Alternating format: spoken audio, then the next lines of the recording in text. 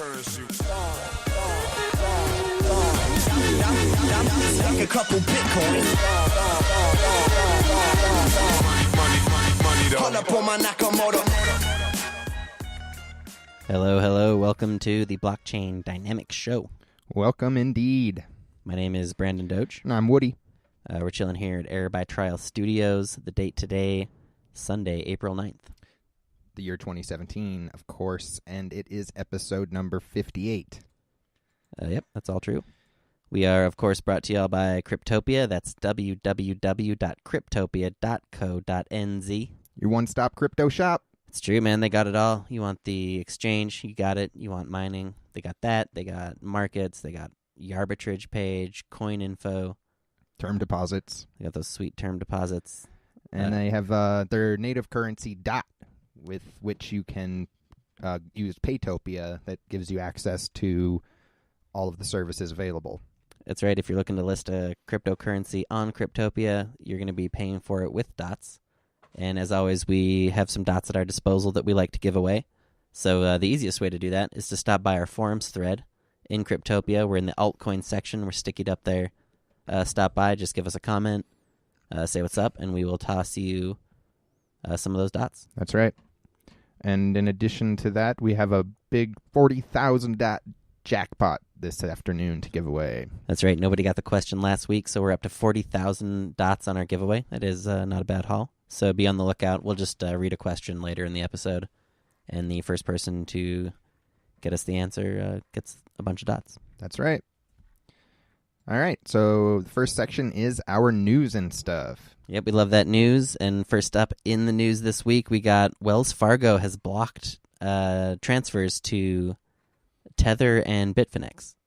Man, so that includes everybody that's trying to make those transactions? I think it's just everybody that's trying to transact directly to and from Wells Fargo. Okay. And so Bitfinex has apparently sued Wells Fargo to try to reverse this situation. Oh, interesting. So that's all heating up. It figures this is like the first week that I've ever bought any USDT, so it figures that they would have some potential liquidity disaster. But thus far, it seems to be holding its peg. Yeah, USDT is kind of cool. The coin is called Tether, and it's essentially just a blockchain asset that is pegged to the price of a US dollar. And so there's a lot of regulatory restrictions and stuff around exchanges when they actually trade Bitcoin directly for US dollar. But because USDT is just a cryptocurrency, they can kind of trade it just like any other altcoin. And then theoretically, this peg is maintained by the company that runs Tether. And so theoretically, you can go to them and send them money and get Tether back, right? At a 1-to-1 ratio. Mm. And so that's kind of how the peg is held. And so it kind of represents a problem if more big banks were to echo this move. It could create a major problem for the liquidity of Tether, which that would be a big problem. You know, I'm sure everybody is used to seeing USDT on Polo instead of US dollar, right? That's because they're using Tether, obviously. And I know T-Rex uses Tether. Cryptopia has a Tether exchange open now, so there could be kind of pretty widespread ramifications if there are more banks that follow this route. Huh. And so what specifically is their concern with Tether? Is it a security thing?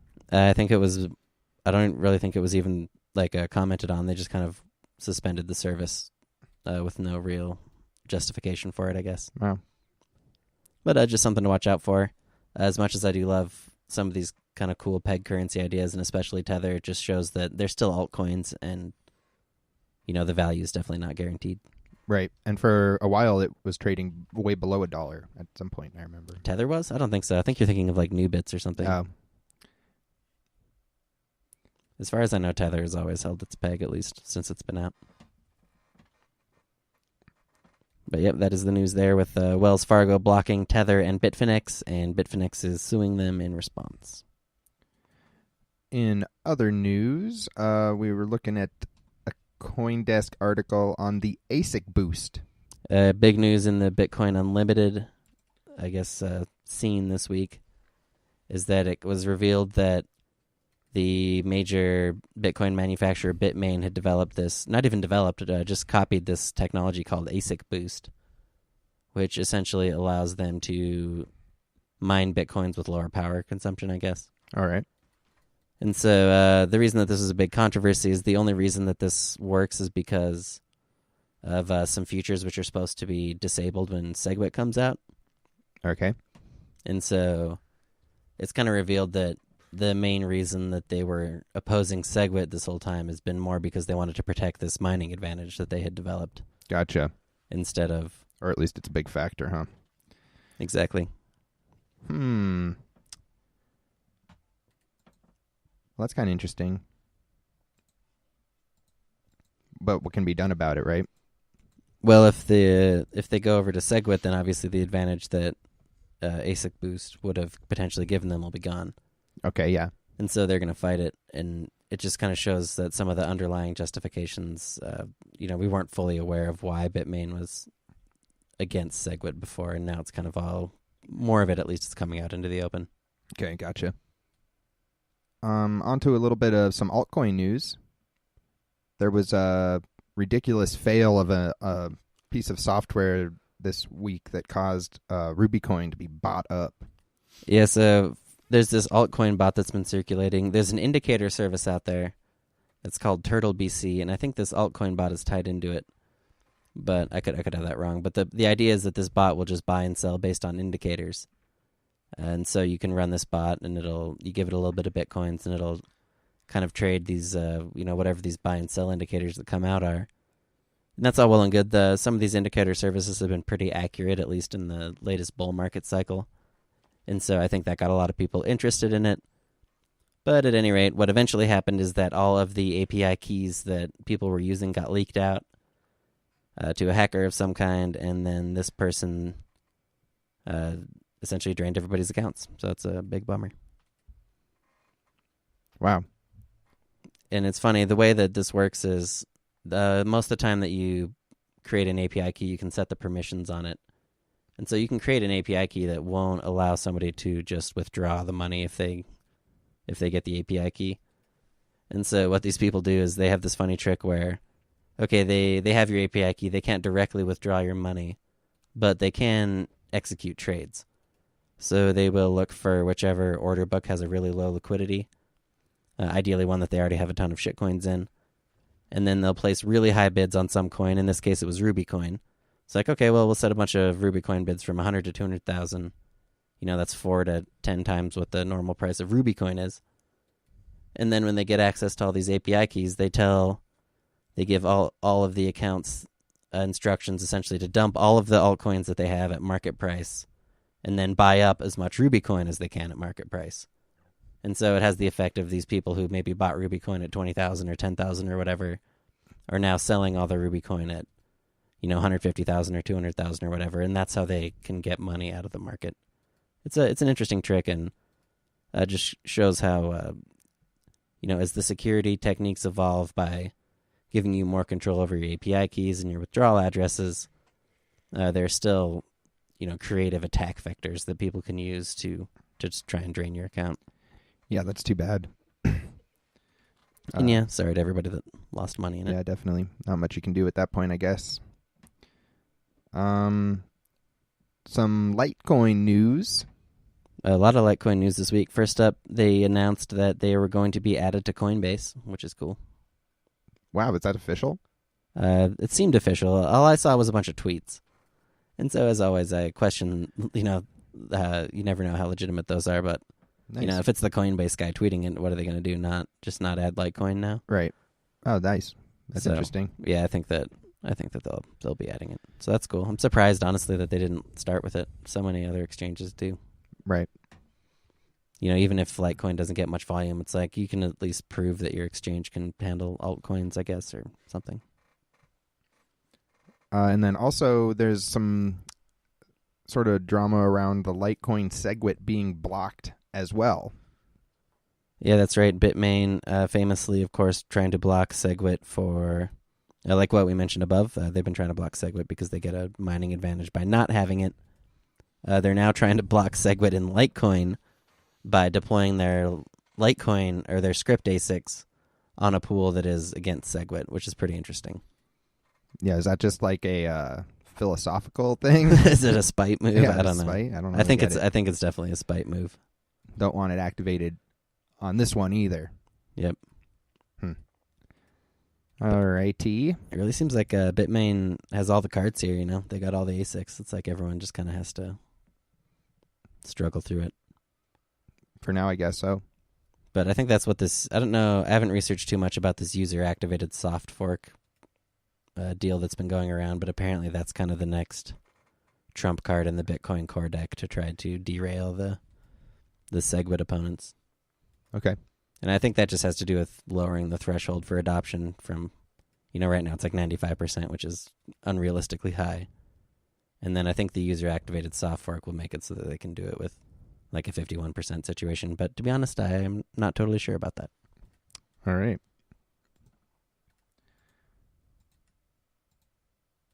One other piece of news this week from CoinDesk. Bitfinex pledges to buy back the remaining hacked credit tokens.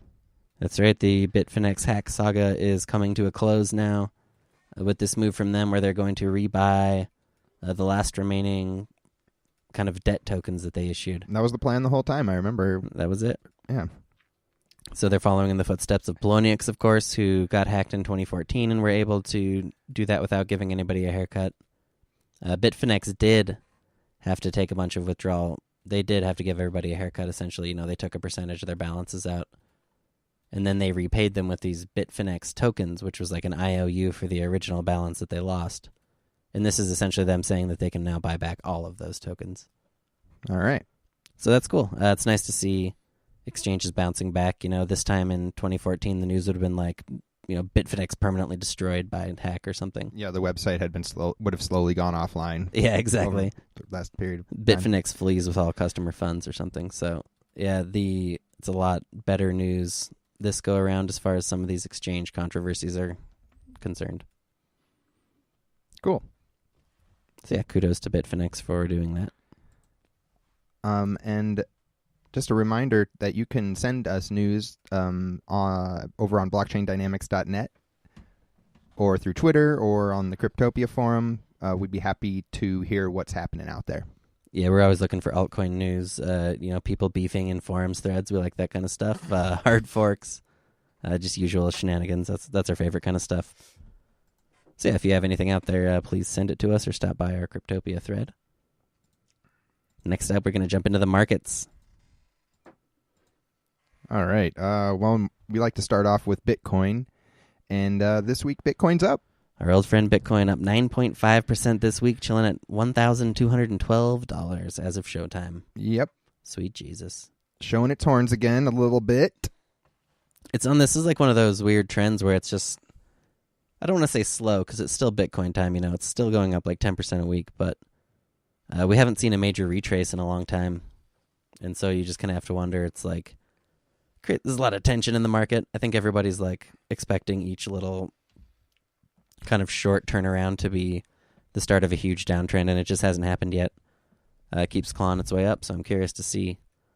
I mean, there's no way to tell when this leg will stop. Right.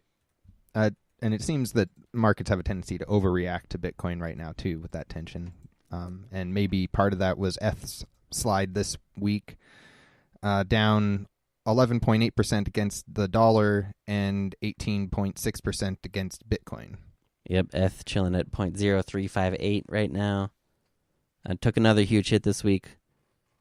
Still way up from, prior to its pump status, so it's hard to say that this really represents an actual change in trend for it, but it's pretty clear, at least, the last couple of weeks, or if you go back at least 2 weeks ago, we were seeing, Bitcoin going up and Ethereum also going up in a huge way. So now we're definitely seeing the reversal. Ethereum feeling the pain a little bit from Bitcoin, and then probably just cooling off from its own pump as well. Definitely. We might remember that Ripple was going nuts last week. It's calmed down a little bit, but still elevated as well. Yeah, last week around this time, you couldn't even check the prices of anything on Poloniex because they were going down every 10 seconds. And that's cooled off, obviously. The volumes have returned to a lot more kind of normal, 25 to 50,000 range. And so, yeah, everything's, we're in a bit of a calm right now, I think, for altcoins. Pretty surprised to see Ripple actually is still holding such a high price, even though it's down to 2,700 Satoshi, which is, less than half of what it peaked at. That's still a pretty huge gain for such a huge market cap coin. Right. And I'm curious to see, how long they can hold it. How does this relate to the rest of the overall alt cycle and stuff? So, pretty interesting. Definitely. One other interesting thing I've noticed this week, there's a lot of people who are rightfully concerned about a potential bear trend in alts because, this has been one of the kind of the most ridiculous bull markets that we've ever seen in altcoins the past month or two. Right, yeah. Overall, altcoins are up like, 3x, 4x just on average. And so there are a lot of people who are kind of wondering how they can protect their gains right now. A lot of people nervous about a potential downtrend, and I've kind of noticed there's three main ways that people are trying to protect their assets when they're kind of worried about the possibility of a bear market. The first thing that people are doing is just selling to Bitcoin, right? Bitcoin's looking really pumpish right now. And so there's just a lot of people who are cashing out alts and going to Bitcoin just to wait it out. Sure. If Bitcoin pumps, obviously alts will go down relative to Bitcoin, if nothing else. And so people are just trying to ride it out that way. A lot of people are selling actually all the way out to fiat, which makes sense if you're thinking that this Bitcoin leg is almost over, might turn around. There's reason to believe that both Bitcoin and alts could go down together, right? Sure. If this alt run is truly overextended, you can expect that when it snaps back, there's going to be some pretty big declines across the board on alts. And that's going to happen regardless of whether Bitcoin is going up or down. And so if you're worried about that kind of a scenario, a lot of people are selling out to fiat. And then they're just protected and saying, look, maybe I'm up 3x this year. Let's just be happy with what we have and kind of wait for the next opportunity to jump in. And the third kind of more interesting strategy that I'm seeing a lot of people use is shifting their bags into lower market cap coins. Right. There's this general perception that the lower market caps are less affected by these Bitcoin and altcoin kind of overall market swings. Right. I think that's a really interesting idea, and I think that there's definitely a lot of reason to it. When you get into low cap coins, there's not really any hard and fast rules that apply. And so it's definitely true that there are coins that will hold their value as Bitcoin, or really whatever happens to the overall Bitcoin or altcoin market, which is one of the cool things about low caps. But there's also coins that are going to overreact to those kind of things and just go completely under. A lot of coins that have really maybe thinner premises or less strong communities or that kind of stuff, they're not going to be as strong either when the Bitcoin market turns around. And so you're going to see a huge kind of spread of things going on with the lower caps. So where's your definition of a low cap falling when you say that? Right now I'm thinking of it, it's funny to say it, but right now I'm thinking of it anything that's not in the top 100. So okay. Right now that's about 2 million and below. Okay. Which is funny because for me, low caps used to be like 10 to 100,000. Used to be what I was usually thinking about, but yeah. That just reflects kind of the changing nature of the market a little bit, I think. Do you think there's a difference between how the $10,000 to $100,000 market caps react to Bitcoin's movements versus the 100,000 to 2 million, or is it all just kind of the same down there? I wasn't sure at first, but some of the data we'll see later suggests that it's kind of granular at every level, so I would expect there probably to be some difference in how those markets handle it. One interesting thing that we have been looking at, we've been watching some really small market cap coins that don't really have anything going for them, just looking at them kind of as an indicator for the overall health of altcoin markets and stuff. Yeah. And one thing that we have learned looking at that is that even at the lowest level of market caps, like $1,000 to $10,000 market cap coins, even those kind of market caps are still affected by the overall swings in the higher level markets. So when alts broke out in a big way, we saw the floor for really small cap coins tended to go up from sometimes sub $1,000 to up to the $5,000 to $10,000, even $20,000 range on coins that really don't have anything else going for them. And so, while it is true that maybe small caps are less affected by the overall market, they still do, in a way, have a, they're still affected, I guess, is what I'm saying. By okay. The big trends. All right. Let's see here. We got some more numbers for y'all. Yep, just going at it by the numbers. Of the top 100 coins, 55 are up versus USD, 39 are up versus Bitcoin. All right, so that's an interesting number right there. We commented that alts were retreating in a big way this week, and overall they have been. But if you look at the top 100 coins, the majority of them are still up versus USD. That essentially tells you that you had some big losers dragging the overall market down, but that the overall coins weren't as weak as you might expect. That's reflected if you look at the median gains. So looking at the top 100 coins, the median coin gained 0.6% versus USD, still down about 7% versus Bitcoin. But what you're seeing there is that, if your median coin holds value, if you're just, throwing a dartboard at the top 100, chances are you didn't lose money this week. Right. Despite the fact that there was a huge retreat in altcoins and a huge spike in Bitcoin. That's pretty interesting. And then if we also kind of dive further into that, one thing that we've been watching is how the overall altcoin markets track compared to Ethereum. Obviously, Ethereum way down this week, like we mentioned. Right. It's got to be one of those big losers that pulls the whole thing down. Yep, exactly. And what we saw is that even if you don't look at Ethereum, both with and without Ethereum, the overall top 100 alts still lost about the same amount. They still lost about 7% relative to the US dollar and about 14% relative to Bitcoin. And this is a really hard number for me to explain because Ethereum is down more than that, so you would expect that there would be a divergence there. And I'm trying to I'm having a hard time actually understanding these numbers, to be honest, but I think one thing that is in effect is the Ripple slide. That's $1 billion in market cap lost alone. That's having a huge effect on some of these overall numbers. And a coin that was relatively stable in market cap for most of our tracking. Yep. And another thing that's kind of more difficult to wrap your brain around, I guess, is that the top 100 is constantly changing. And we're constantly getting new coins rotated into it. This week, for instance, Edgeless added a lot of value into the top 100 coins by just kind of showing up where it wasn't there last week. And so that kind of has an effect of, while ETH has this huge downturn, overall alts aren't doing quite as bad, but it doesn't really seem to matter if you do or don't include ETH. So it's kind of hard to wrap your brain around the numbers this week, to be honest, but still really interesting. Okay. Looking at the overall altcoin caps, again, this is another number that doesn't make any sense. So the overall altcoin caps were down about 14% this week, down to 8.4 billion. They were up in like 9.5 billion range last week or something.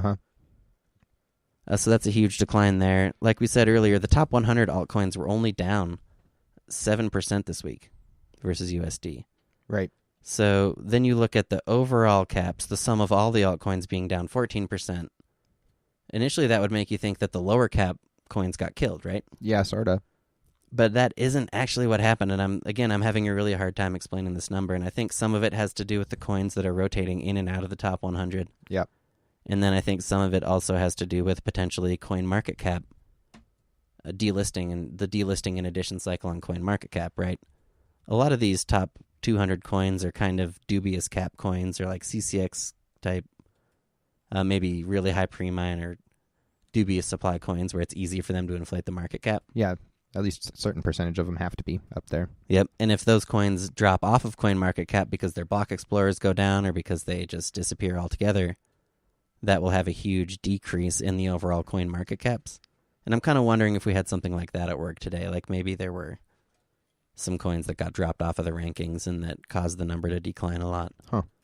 Because, it did decline a really large amount compared to what the top 100 coins did, which is surprising. Gotcha. Bitcoin dominance. It rebounded this week. It gained 5%. It's chilling at 69.8%. Nice.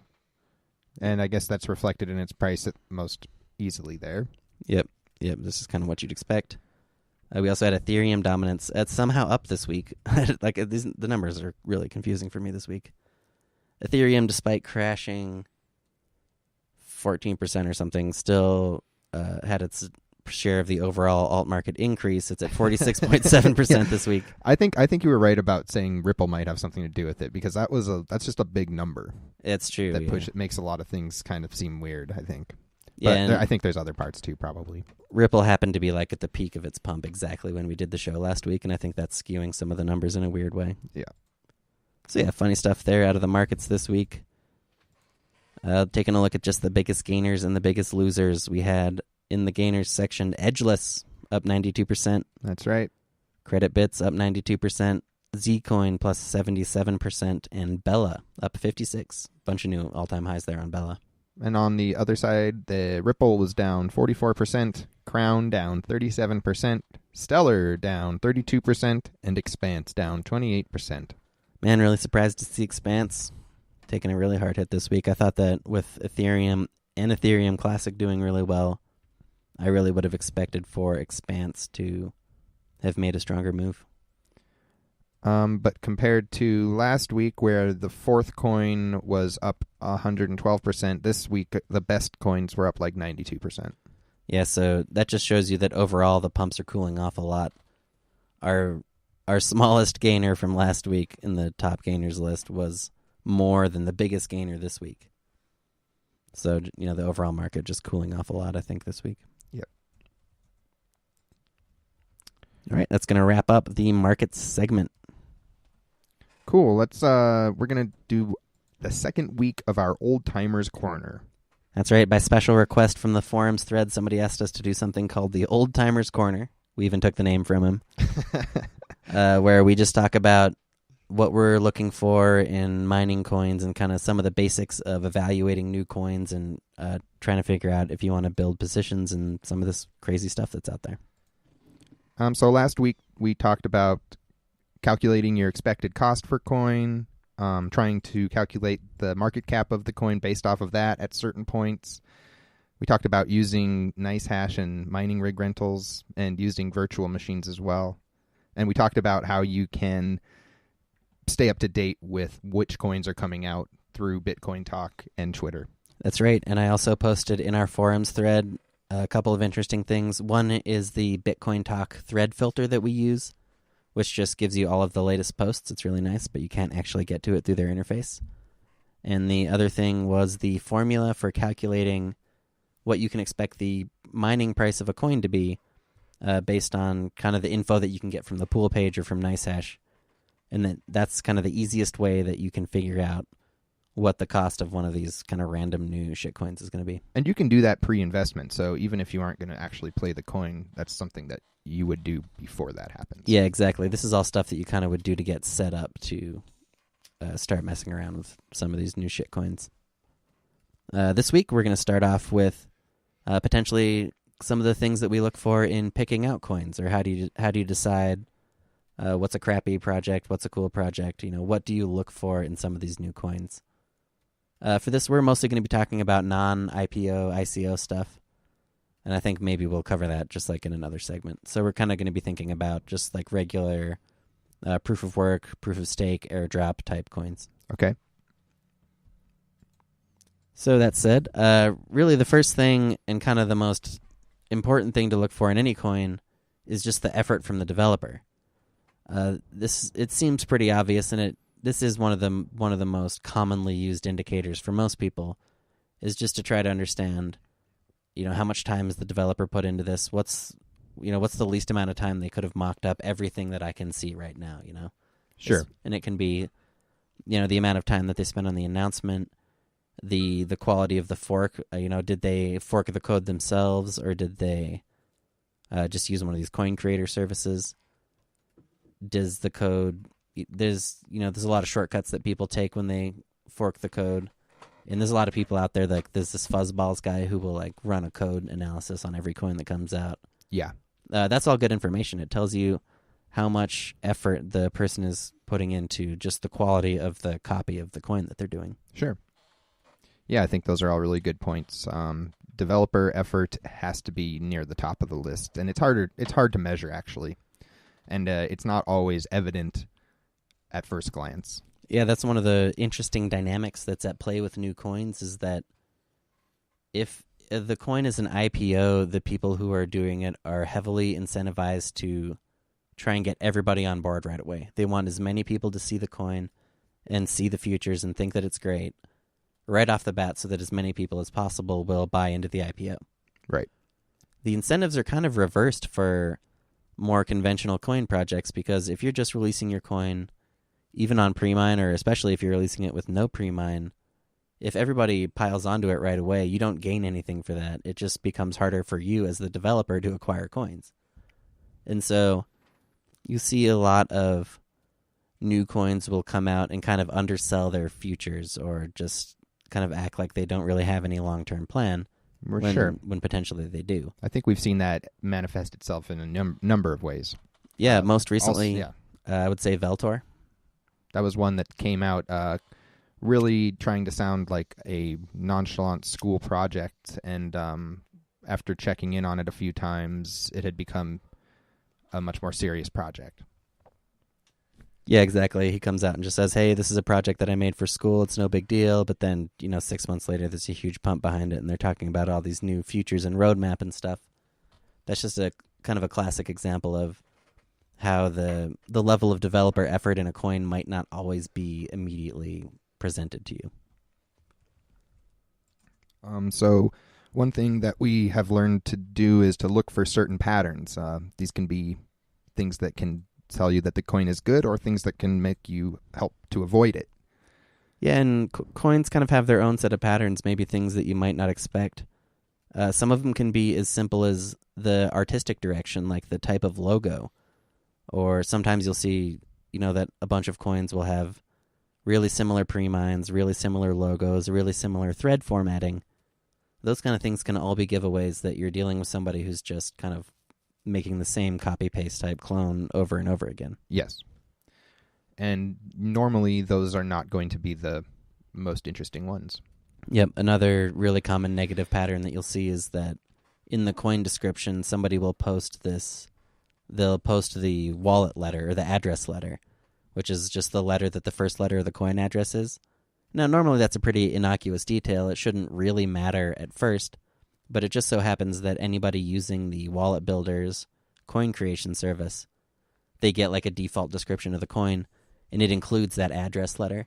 And so when you see it, it just tells you right there that this person is just copying the Wallet Builder's script, Right. And that's a pattern that reflects directly on the first thing we were talking about, developer effort. Exactly, yep. And there's all kinds of patterns out there. That's kind of the earliest way that I was able to get any luck in coins, was just following the pattern of some of these kind of 2014 pump style coins that came out. And just be like, oh, this looks just like, the previous coin that came out from these guys. And I remember that coin pumped, so maybe I'll just try and gamble a little bit on this one, Right. So yeah, that's some of the fun ways to look at new coins. Another thing is that you always want to trust the source code over what is in the post. Yeah, it really helps if you can look into the source code and find where a few basic things are being defined. Yeah, and you don't. Most coins are coded in C++, and it's almost impossible to read most of the code. But fortunately for us, the code governing things like block rewards and pre-mines is actually really straightforward. You just go into the GitHub, go to the SRC folder, open the file called main.cpp, and then do a Control F for the word subsidy, and that will take you right to the rewards section, and then that will tell you what the actual block rewards of the coin are. That can be incredibly useful. If they're substantially different than the original post, then you immediately know that it's a garbage coin usually. Yeah. People generally will ask the dev to explain themselves at that point, and everything will fall apart. Yeah, exactly. But it's just a fun way to get ahead of what the actual developers are doing. One sign to watch for is just basically what we might say are hot trends, changing trends. Something will be popular for a while. Yeah, the coin world it's remarkably fickle, but also remarkably prone to group behavior and kind of follow the leader type stuff. One example of a trend that was super popular in the old days was the masternode coins. Right after Dashcoin unleashed masternodes on the universe, it was Darkcoin back then, there was a huge string of coins that cloned it. The list goes on. You could think of like CraveCoin, SlingCoin, Shellcoin, Banana Bits. There were just a ton that came out around this time, all trying to capitalize on the new and different ways that they could implement masternodes. After BlackCoin came out, the mixed proof of work, proof of stake became a trend, and there became tons of clones of BlackCoin that would just be the same futures. A lot of time it was just like a different color or something. Yeah, it was just the color coins. Yep, exactly. Right now, there's a really popular trend with coin swaps and snapshots. Yep. And so, like, think of an NXT Ardor kind of kicked it off, but Hunter Coin recently had a snapshot, and there have been a few coins where their price essentially will climb prior to the snapshot for incentive reasons. It's kind of cool to see. But, eventually that trend will probably die off too. Yep. So maybe a little bit of a summary of that is kind of just to follow the time and follow the money. Yeah, exactly. You want to look for any evidence that somebody has invested any kind of considerable effort, whether it's time or money, into a coin. And that's the first indicator that it's going to be worth it for you to potentially try and get in on it early. It could appear in the announcement itself somehow to you. It could appear as hash rate on the network, and it could appear as straight up market activity. Yep. So yeah, those are just some of the things that we look for when we're kind of evaluating some of these new coin posts. Another thing to look out for when you are actually mining a coin is the type of pool that you're mining on. Yeah, it's important to at least know which one you're on, probably. Yeah, so there's two main types of pools that are out there. They're called MPOS, M-P-O-S, and NOMP, N-O-M-P. The important difference between these is that an MPOS pool, for example, Supernova, will have a user ID and login that you'll use. You will log into the pool, and it will have an internal wallet that will keep your coins for you. So you'll point your miner at the pool, and then it will save up all your coins until such a time that you withdraw them to an external source. Right. An NOMP pool doesn't require you to set up any kind of account or anything. You just feed your wallet address into the pool credentials, and the pool will automatically send you the coins to that wallet. Correct. And really the difference here is that for an MPOS pool, the pool is going to maintain the wallet for you. For an NOMP pool, you have to have the wallet downloaded. Yeah. Yeah, and that can make a difference in several situations. Well, one thing that usually happens is the NOMP pools will get up first on a coin, and so a new coin gets launched. Everybody's like out in a rush to be the first one to mine it. An NOMP pool will usually come up first, and so if you don't have the wallet running, you can't mine with an NOMP pool because you need to have an address to feed to it.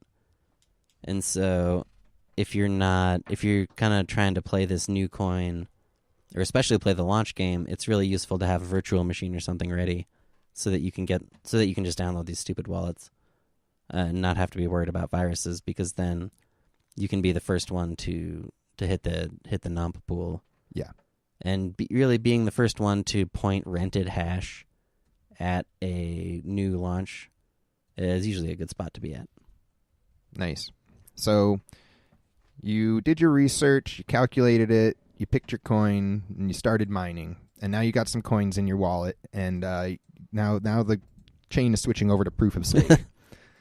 Yep, so the mining, unfortunately, for better or worse, on most coins will eventually come to an end, and it will be replaced with proof of stake, which kind of has its own huge set of pitfalls and snags and ways that you can kind of get behind the curve or get potentially ahead of the curve. So really the biggest thing to be aware of with staking is that you have to know what kind of staking system the coin uses, and you want to have your coin set up correctly to handle it. Fortunately, most coins just use regular old proof of stake, or sometimes the newer versions are called POS 2.0 or POS 3.0.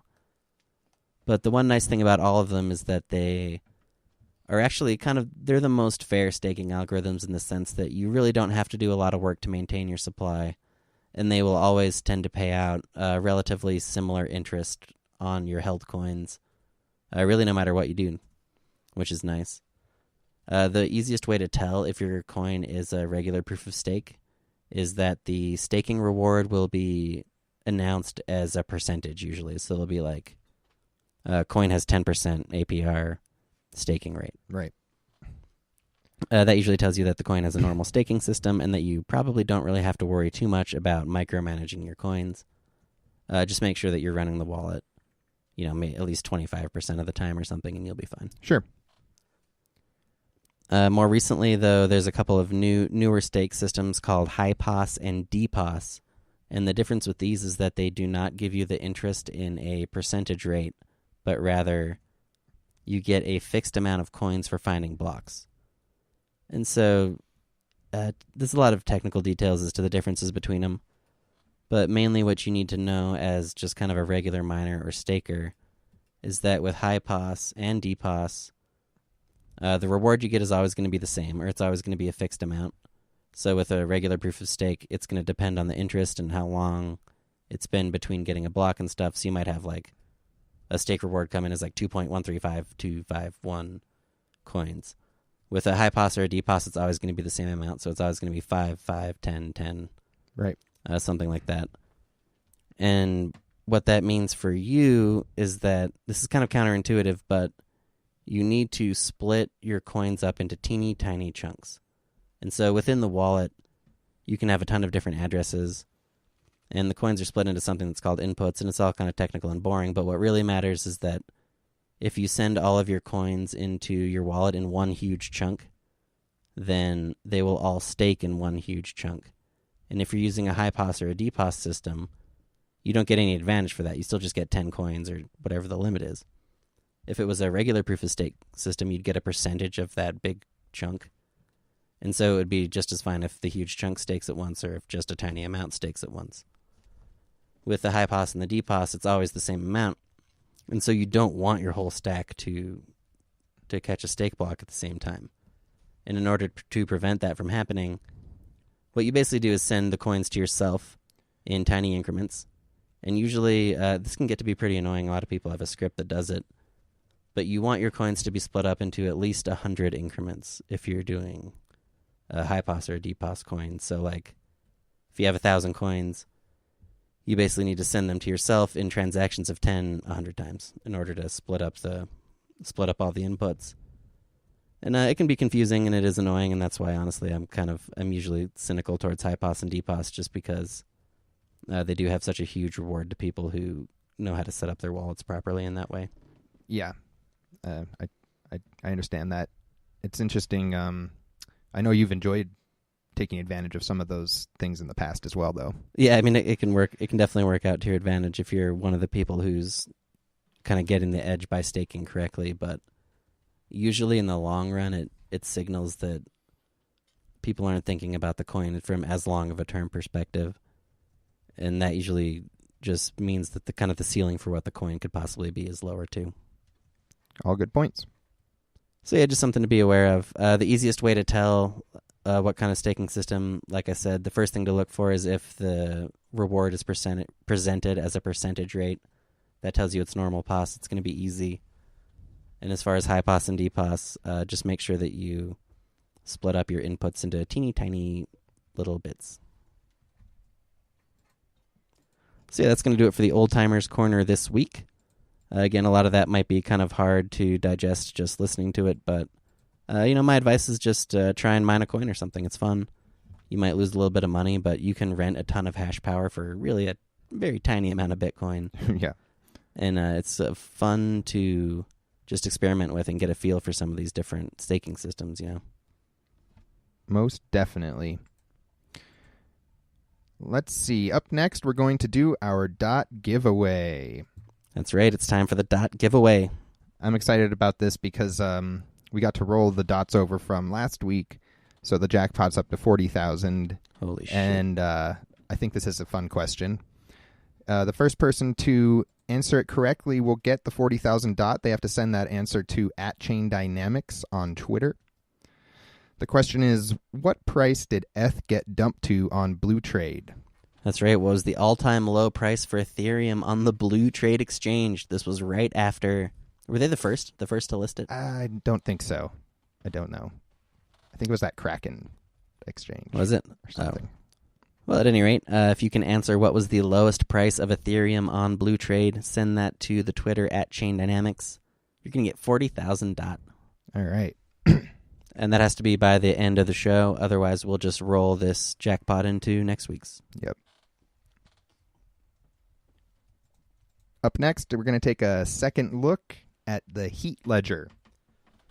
That's right, Heat Ledger. So this is a coin that we initially dismissed because it was a C-Cex IPO. That's about correct. Those tend to not have a great reputation, but sometimes some of them stick around. And that seems to be the case here with Heat Ledger. So we did download the wallets. It's true. And they weren't bad, but they weren't getting me too excited about anything. I had a little trouble trying to send Brandon a message through it. It's true. We couldn't find each other's accounts to try and use the encrypted message feature or whatever. But this is the kind of wallet that a couple years ago people would have gotten really excited about. Yeah. Right. We spent like years waiting for exchanges in wallets and all these messaging features and that kind of stuff. Block Explorer in the wallet. These guys, they got all that stuff. And for some reason, it's not as exciting in the year 2017. I don't know why. Yeah, it does have the exchange in there. But when you look at it, I mean, the things that are being traded there, it's such an odd selection that, I guess it would make sense to trade Heat there, maybe. I have no idea about that. It's the largest Heat exchange by volume, supposedly. Oh, really? Is their built-in exchange. Nice, Yep. that's cool then. But So they have interesting. another asset called Cold on there, which just seems Really? kind of jokey to me. Like out of the 10 assets, it's like Heat versus Cold, and there was one other one that was by the same guy or something like that. I don't remember Heat. They have an inbuilt asset generation system, so you can generate sub tokens and stuff through the GUI, which is pretty cool. Again, it's cool to see people actually delivering on these wallet features and stuff. What gets me with Heat is that it still seems a little bit directionless to me, I guess. Like, if you go to the white paper, it mainly focuses on the scaling solutions and stuff that they're doing differently than Bitcoin for trying to support high transaction throughput and that kind of stuff. But then you look at the actual coin itself, and most of the selling points are these like wallet features and stuff, like the inbuilt exchange, the encrypted messaging, and the assets and all that kind of stuff. So I guess there isn't really too clear of a direction on it, which is kind of confusing. But they seem to be pushing pretty hard in all directions with the coin. Yeah, I can kind of see that too from just the way that it's being marketed more than anything, I guess. One interesting thing about this coin is that the block rewards are split.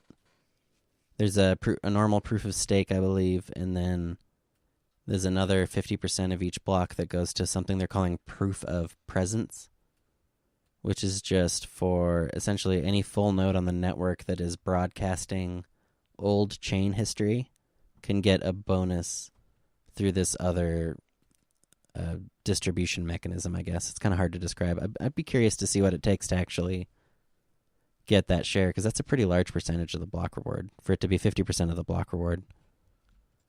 So yeah, that's something interesting there about Heat Ledger. Yeah.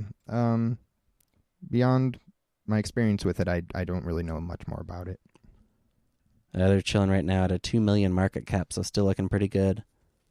And yeah, again, thinking about C-Cex IPOs, this is one of the very few ones that's still trading even close to its IPO price. So we'll see what they have on deck. They have delivered, as far as futures go, they have delivered a lot more than most. So I'm interested to see. Their main feature is supposed to be the not having need of a full blockchain, kind of like what Pascal is going for too. Oh, cool. Yeah. I guess there's just so many features. Like, for some reason, I'm focused in on the one that didn't work for me, and then I'm focused in on the exchange itself. And I think the exchange is really cool, kind of to have it in there. But when you're only trading these handful of coins, I just don't understand the point of it. It doesn't seem well fleshed out there. Like, as a proof of concept, almost, it's more cool than anything.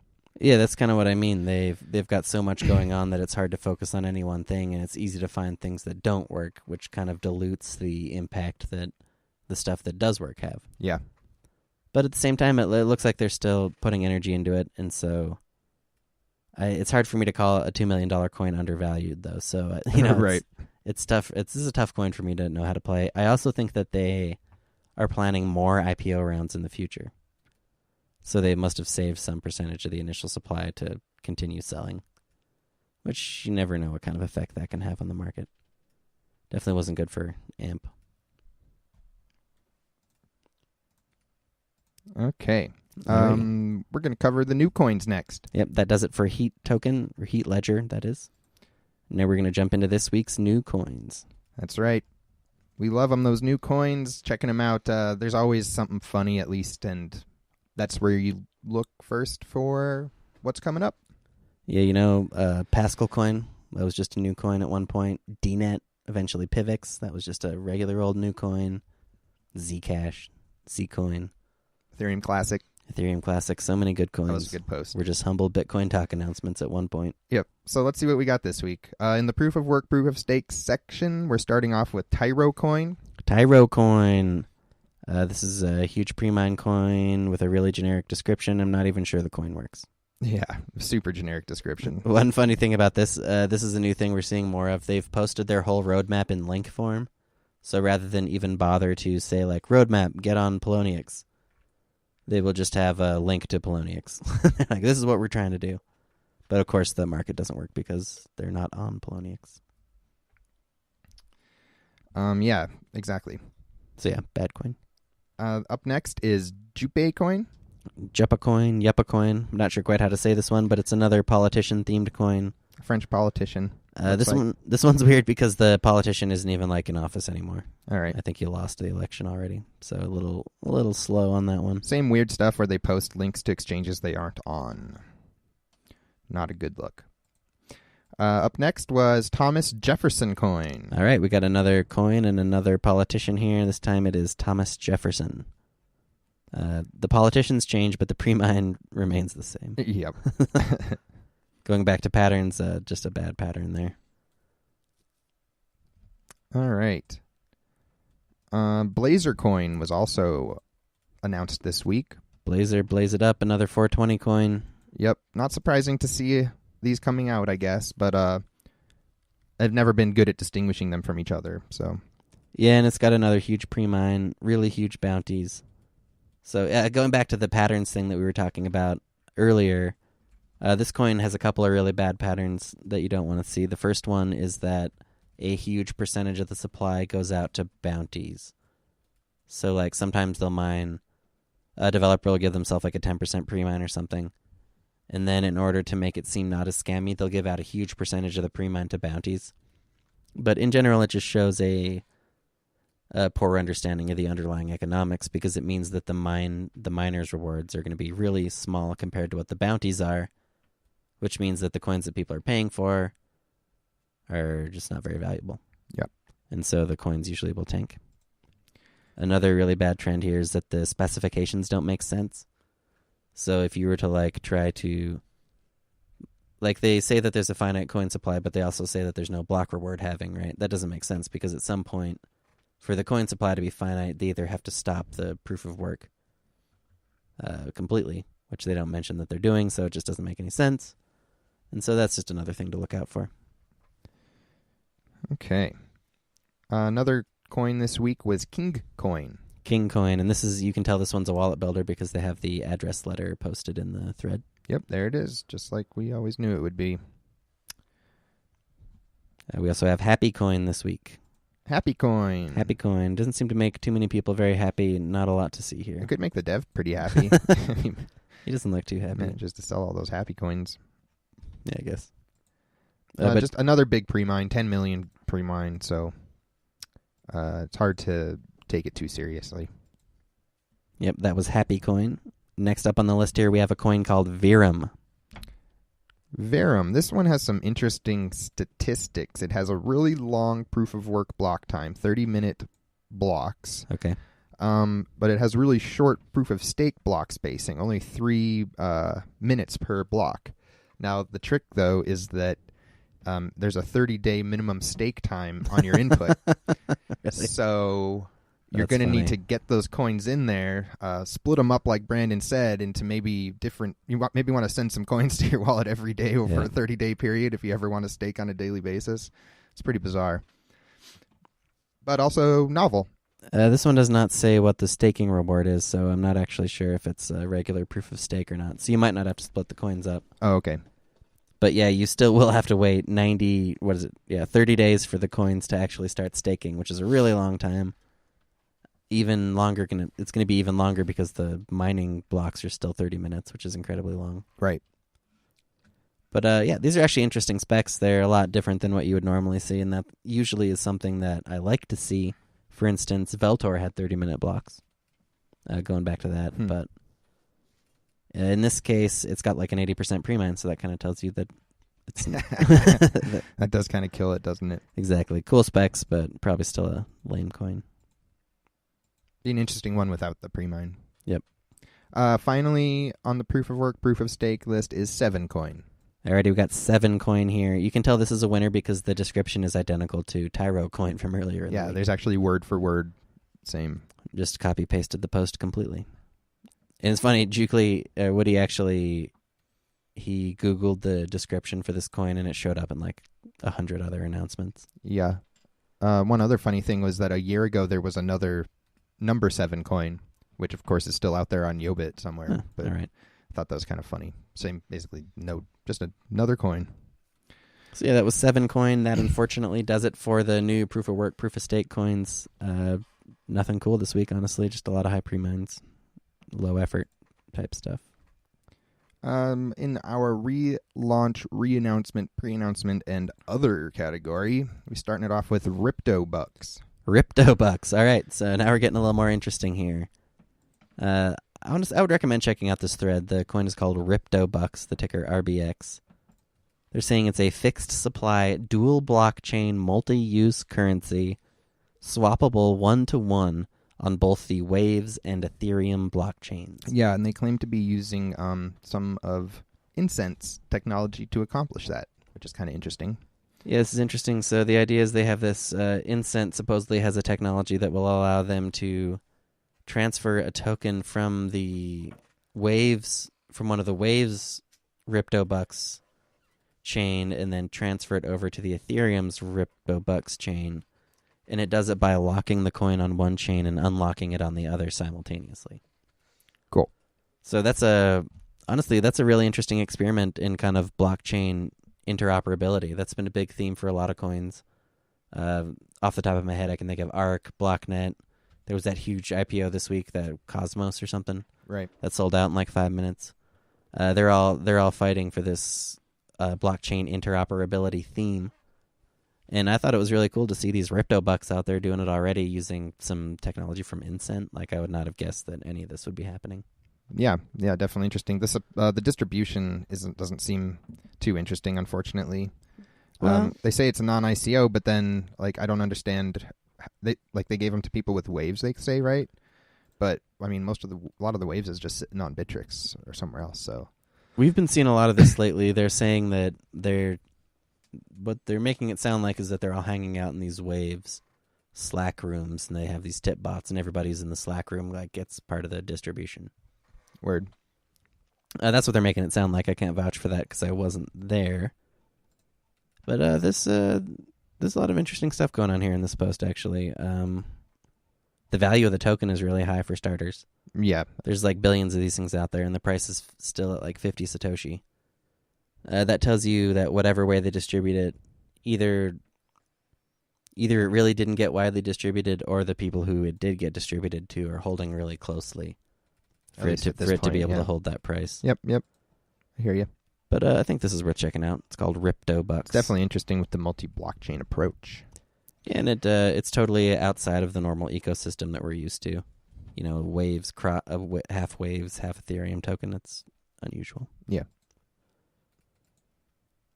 We also had this week a coin called Tattoo Coin. Yeah, this one keeps coming up in different ways. This week it looks like they are now 2 cryptocurrencies on a twin chain, they say. Okay. And they changed the ticker, and the coins have different stats from each other.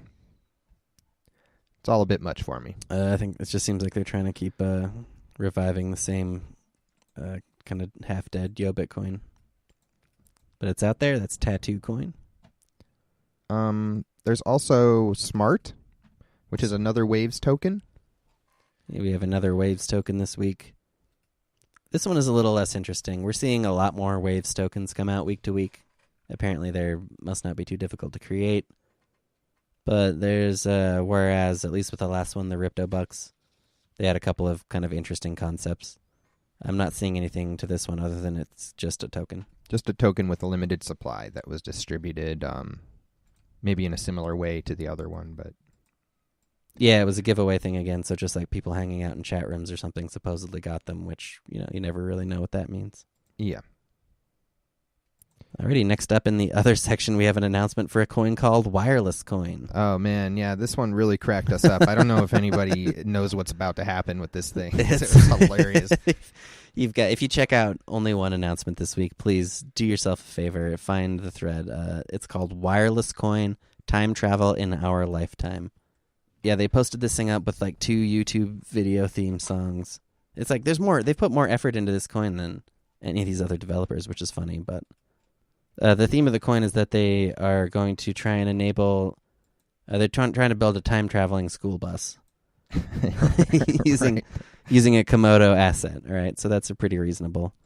The developer is called the Honorable President of WirelessCoin, founder and chief of Time, Roberto, aka Transpo Time 21 bus.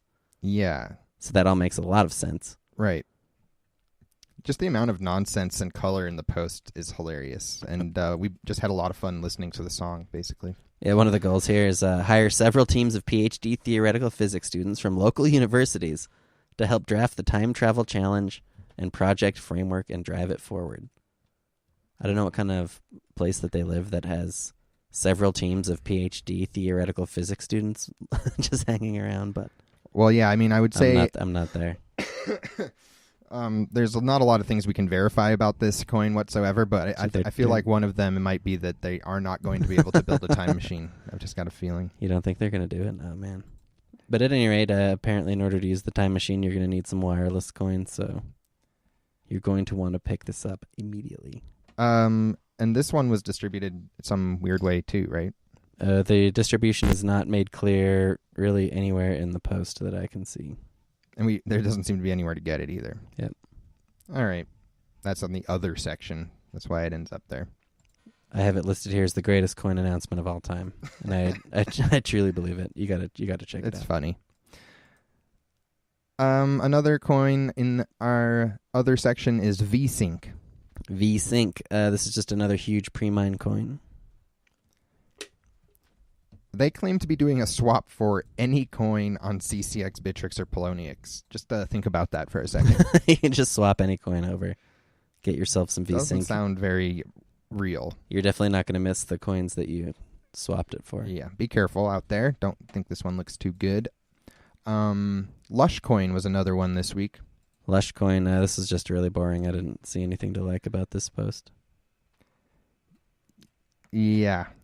I guess I feel the same way. That was LushCoin. We also had BitDirect this week. This is our Crypto Night coin of the week. Yep, gotta have one. There's always one. And this one's like a pre-announcement for a crypto coin. It's not even out yet? Yep. Weak. That's weak. The post looks nice. This is a nicely formatted post. Nice and short. Good layout. But yeah, otherwise, BitDirect, just a pre-announcement, I guess. RoadCoin, another pre-announcement, and don't really have anything too special to say about that one either, unfortunately. Yep, just another boring post on that one. It's a script. Where's the song? Yeah, exactly. After watching the preview videos for WirelessCoin, none of these other coins could possibly compete. Alrighty, and that is it for the re-announcements and pre-announcements this week. Also had a few ICOs as usual. We usually just kind of like to name them off. We try not to get too deep into the ICOs, at least while they're still in their crowdfunding time. Yeah, this week the names were Ethbits, GiveCoin, CryptoJournal, MetaGold, VoucherCoin, Universe, Starwels, and Conium. And like we mentioned, there was that Cosmos ICO sold out in like 10 minutes this week or something. So that's always interesting. And yeah, that's going to do it for the new coins this week. Looking back through it, the proof of work coins were all pretty lame. I'm thinking Ripto Bux is probably the best thread of the week in reality. It looks pretty interesting. And, like we said, you just have to go laugh at the wireless coin thing. Yeah, watch their YouTube videos. It's worth it. Okay. Yep, so that's it for the new coins. Really nothing too exciting this week. And how about those coin listings? Another week, another batch of listings. First up from Cryptopia. On Cryptopia, they listed Ripto Bux, they listed BestCoin, they listed EclipseCoin, they listed ByteBall, and they listed Putin. That's like the new Putin fork or something. Over on Yobit, they listed Mbit, Melon Classic, and Zennies. And then on C-Cex, they listed DashCoin and PRCoin. Over at NovaCoin, they've added LisaCoin, eCoin, ImpactCoin, Charlie Chaplin Coin, HappyCoin, Allion, and Tyro Coin. LiveCoin listed DibCoin. And finally on CoinExchange.io, they also added the new Putin coin and that tattoo coin. All right. So looking back through there, once again, Ripto Bux probably is interesting. Yeah, ByteBall's an interesting listing too, ByteBall's man. definitely interesting. That's a big IPO from 2016 that kind of just been floating around out there on the kind of side exchanges. And then not really an interesting coin, but I was really surprised to see LisaCoin ever get listed. Yeah, ever expect to see that. Why? Nova Exchange, they have pretty broad acceptance category there, I think. Yeah. But yeah, kind of excited to see ByteBall kind of getting onto the more mainstream exchanges with Cryptopia, and I still think Ripto Bux is interesting. All right. That will do it for the listings. And as always, we love to wrap it up with the coin birthdays, but we are very sad to inform you that we did not have any birthdays this week. Nope, no birthdays. If your coin did have a birthday this week and we missed it, we will, of course, be happy to give you a shout out and get you on our list here, but we were not able to find any. And that does it for the show. We hope you enjoyed it this week. All right, that's going to do it. Blockchain Dynamics show number 58. We are, as always, brought to y'all by www.cryptopia.co.nz. Yep, check them out. Great exchange, great community. Did anyone get the trivia question? Nope, some people guessed, but nobody got what we were looking for. Believe it or not, it got dumped to 7 Satoshis. Yeah. Somebody market dumped Ethereum really early on Blue Trade down to 7 Satoshis. So what a world. What was the closest guess? Like 730,000. Or no, nice. A little lower than that. 182,000 was the first guess. So let's see, 7 Satoshis to 5 million. That's like if you would have held it, that would be 900,000x. Someone tells me that whoever got hit there didn't hold them. You don't think they held it from 7 to nope $60? Alrighty, so that means that we get to roll over our dots into next week's giveaway. It's going to be 60,000 dots next week. That's pretty badass. Cool. Yeah, as always, do check out Cryptopia over there, www.cryptopia.co.nz. That's right. Blockchain Dynamics, episode number 58, aired by Trial Radio. We'll see you next week with heavier bags. Peace.